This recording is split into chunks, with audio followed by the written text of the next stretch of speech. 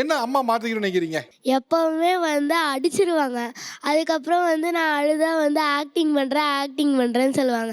யார் அடித்தாலும் வலிக்க தானே சார் செய்யும். அடிச்சா அழுக வரதானே செய்யும். அப்புறம் ஏன் நடிக்கிறேன்னு கேட்கறது. அப் அப் உங்க அம்மா பண்றாங்களா? வேற யார் வீட்லலாம் அடிக்கிறது ரொம்ப எனக்கு கஷ்டமா இருக்கு, அடிக்கிறாங்க ரொம்ப கஷ்டமா இருக்கு? அர்த்தமே இல்லாம அடிக்கிறாங்க சார். அதான் என்ன அர்த்தமே இல்லாம அடிக்கிறாங்க? டியூஷன்ல வந்து ஆ இந்த எரேசர் கேட்டாங்க சார். ஆ அதுக்கு நான் தரல சார். எதுக்குன்னு கேட்டேன். நீங்க சொன்னாதான் நான் தருவேன்னு சொன்னேன். அதுக்கு வந்து என் ஃப்ரெண்டை வந்து அடிச்சிட்டேன் அப்படின்னு சொல்லி என்னது டியூஷன் மேம்கிட்ட கம்ப்ளைண்ட் பண்ணிட்டாங்க. எங்கள் டியூஷன் மேம் வந்து எங்கள் அம்மாட்ட சொல்ல, எங்கள் அம்மா வந்து அடின்னு அடிக்கிறாங்க சார். சரி, வேற எதுக்குலாம் அடி வாங்கியிருக்க? அவ்வளோதான் சார். அது ஒன்று தான் இவ்வளோ பெரிய கம்ப்ளைண்ட் வச்சிருந்தியாரா நீனு? இல்லை நிறைய சேட்டை பண்ணி அடி வாங்கியிருக்கேன். சூடு கூட வாங்கியிருக்கேன். எதுக்கு சூடு வாங்கின? இது தப்பாக நடக்கிறது அதுக்கெலாம் சூடு வாங்கியிருக்கேன். எங்க?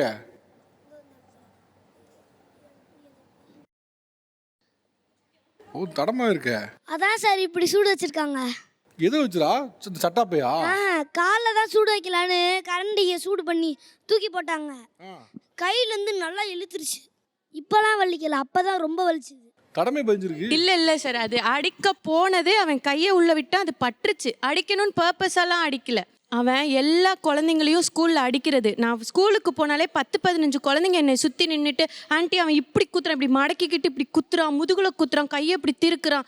அப்போ தான் வீட்டில் வந்து அப்பையும் நான் விட்டுட்டேன். ஒரு பொம்பளை பிள்ளைய நான் அடிக்காதடான்னு முறைக்கிறேன். பொம்பளை பிள்ளைங்களுக்கு வலிக்குண்டா, பொண்ணுங்களாம் மரியாதை கொடுறா, எவ்வளவோ சொல்கிறேன். அந்த பொண்ணை போட்டு அடித்தான். எனக்கு கோவம் வந்துச்சு சார். நல்லா அடித்தேன். நான் எங்களெல்லாம் அடித்து தான் வளர்த்தாங்க, இவனையும் நான் அடித்து தான் வளர்ப்பேன். நான் அடிக்கிறது காரணமும் ஒன்று இருக்குது சார்.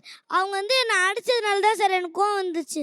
அது வந்து என்னை வந்து ரொம்ப டார்ச்சர் பண்ண நானும் கோவப்படுவேன் தானே சார். இல்லை சார், அந்த இடத்துல நான் விட்டு கூடு. ஒரு பொம்பளை பிள்ளைய கை வைக்காத, உன்னை விட அதுக்கு மென்மையாக இருக்கும் ஸ்கின்னு.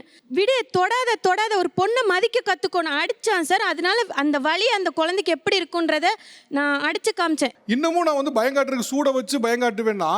இப்ப கையில பட போய் ஓகே, இப்ப நீ முகத்துல பட்டுதான் என்ன இருக்கும்? இல்ல தப்பு தான். ஏன்னா நீங்க நானும் ஓகே நீங்க ரியலைஸ் பண்ணணும். நான் வந்து அமைதியா இருந்தேன், எதுவுமே சொல்ல. ஆனா நீங்க சொல்லும் போது ஸ்டேட்மெண்ட் எவ்வளவு ஸ்ட்ராங்கா சொல்றீங்கன்னா, நான் அடிப்பேன், இனிமேல் அடிச்சுக்கிட்டே இருப்பேன் அப்படின்னு சொல்றீங்க. அது வந்து ரொம்ப ரொம்ப ஃபோர்ஸ்ஃபுல்லா சொல்றீங்க. நான் அடி வாங்கி தான் வளர்ந்துருக்கேன். இந்த காலத்தில் எதுக்காக அந்த மாதிரி, எதுக்கு அப்படி எல்லா பேரண்ட்ஸ் கிட்ட அது எதுக்கு அப்படி சட்டம்லாம் கொண்டு வராங்க? அடிக்கக்கூடாது வைக்கக்கூடாதுன்னு எனக்கு தெரியல. மேபி அடிக்காமல் இருந்தால் ஃப்ரெண்ட்லியாக. ஆக்சுவலாக அடிக்கக்கூடாதுங்கிறது வந்து சட்டம் தாண்டி இது ஒரு மாரல். பட் சூடுங்கிறது காட்டு முரட்டுத்தனம் இல்லை. அது நான் பண்ணலை, திரும்பவும் சொல்கிறேன். அது நான் பண்ணலைங்கிறது நான் சொல்கிறேன். இப்போ நீ எடுத்துகிட்டு வரீங்க, அவன் கைக்கு பதிலாக எங்கேயோ ஓடும் போது முகத்தில் பட்டிருந்தா உங்களுக்கு எவ்வளோ நாள் ட்ராமா இருக்கும்? இல்லை தப்பு தான், அது கன்ஃபார்மாக தப்பு தான். அது நானே ரொம்ப ஃபீல் பண்ணேன். அதை பண்ணதுக்கப்புறம் நானே ரொம்ப ஃபீல் பண்ணேன். வேறு எந்த ரீசனுக்கும் நான் அடிக்க மாட்டேன். நீங்கள் காலில் தான் அடியானது தூக்கி வீசினாங்க. தூக்கி வீசினாங்களா? ஆமாம், தூக்கி வீசினாங்க. அப்படியே அது கையில் தான் சார் பட்டுச்சு. எங்கள் அம்மா பொய் சொல்கிறாங்க சார். அடித்தாங்க, தூக்கி வீசினாங்க, கையில் பட்டுச்சு. நீ பொய் சொல்லாத, திரும்பியும் பொய் சொல்லாத, அவ்வளோதான். சரி, சாரி. நானும் ஒரு அளவு தான். சூடான பொருளை குழந்தைங்க முன்னால கொண்டு போகாம இருக்கு தவிர்ப்பது நலம். கண்டிப்பா. அதை தாண்டி நீங்க வந்து மிரட்டினா கை உங்க கையில இருந்திருக்கணும், தெரியாம பட்டிருக்கணும். ஆனா நீங்க தூக்கி எரிஞ்சேங்க. தூக்கி எரிஞ்சேன்னா போய் படுறதுக்கு தானே எரிஞ்சிங்க. கோவத்தில் எரிஞ்சதான். பட் இப்போ நீ யோசிச்சு பாருங்களேன், உங்க பையன் எத்தனை வயசுப்பா உனக்கு? அப்போ வந்து எனக்கு 4 வயசு இருக்கும் சார். ஓகே, உங்கள் பையன் ஒரு 4-5 வயசு.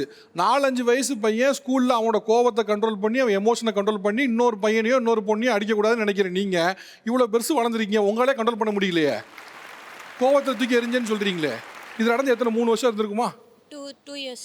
2 வருஷம் இருந்திருக்கும். 2 வருஷம் கூட அவன் எப்படி ஞாபகம் வச்சிருக்கான்? இன்னும் அவன் சொல்கிறான் எனக்கு வலிக்கலைங்கிறான்.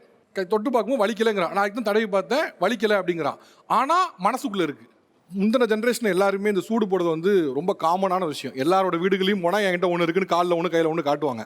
ஆக்சுவலாக சூடு போடுற முறை வந்து ஒரு காட்டு முராண்டித்தனமான ஒரு முறை. நீங்கள் நல்லா யோசிச்சுன்னா முன்னாடிலாம் பார்த்தீங்கன்னா சூடு போடுவாங்க. எதுக்குன்னா ஒரு அடையாளத்துக்கு, இந்த இனக்குழு சேர்ந்தவன் அப்படிங்கிற அடையாளத்துக்கு போடுவாங்க, மார்க் வைப்பாங்க. அடிமைகள் முறையில் பார்த்தீங்கன்னா நம்பரை வச்சு குத்துவாங்க.